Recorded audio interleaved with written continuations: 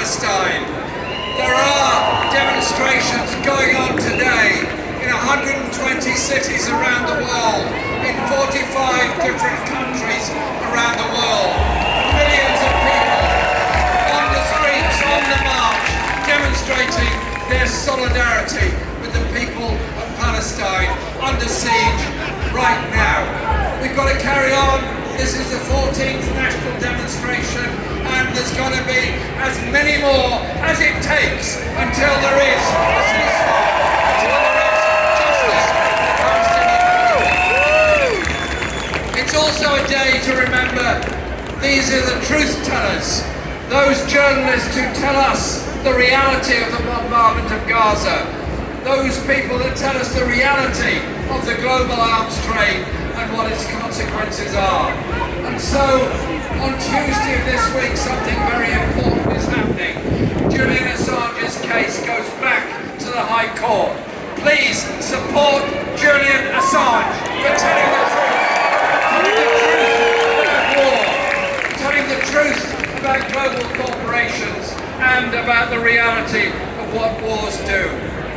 As I am speaking, as I am here now, there are 1 million people in Rafah under siege, without enough water, without enough food, without enough medicines, without proper sanitation. The population of Rafah has gone up 7-fold in the last 2 months. They cannot cope with the demands of the people there. They're massed around the border, desperate to try and get somewhere. I can't move because I got the sport They were told that going to Rafah would be safe. And Israel is now preparing to bombard Rafah, an already chronically overcrowded, chronically undersupplied city. The carnage that has already happened, 30,000 dead, almost half of those are children, will get so much worse as soon as that bombardment starts. And so I ask 2 questions. This bombardment has gone on now since October. Already the people of Gaza are under siege. The consequences are horrific. The generation of orphans growing up in Gaza, having seen their families killed and destroyed by American supplied weapons flying over them. The mental health stress, even if there was a ceasefire tomorrow, will last for decades and decades for those poor people that have already suffered years of siege and, in the case of the West Bank, of occupation. We're witnessing something globally horrific in real time on our televisions. In real time on our televisions, the carnage goes on. And so on Wednesday, when the UK Parliament has a motion before it, tabled by the Scottish National Party, I am signing in support of that motion. I want every one of you here,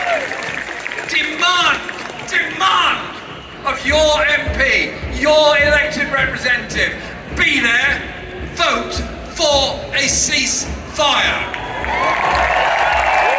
No ifs, no buts, no qualifications, just call for a complete ceasefire and respect for the International Court of Justice decision.